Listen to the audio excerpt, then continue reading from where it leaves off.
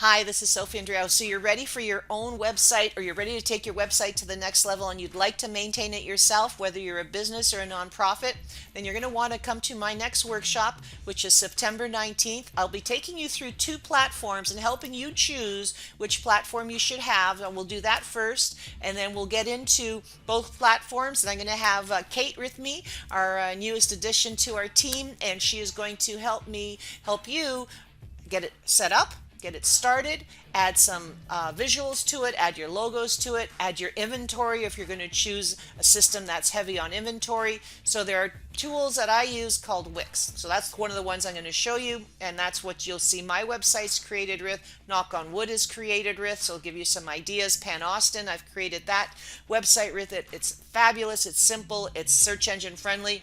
And there's another tool called Shopify. If you have more of an e-commerce mindset and you'd like to sell online, it's got a fabulous online tool set.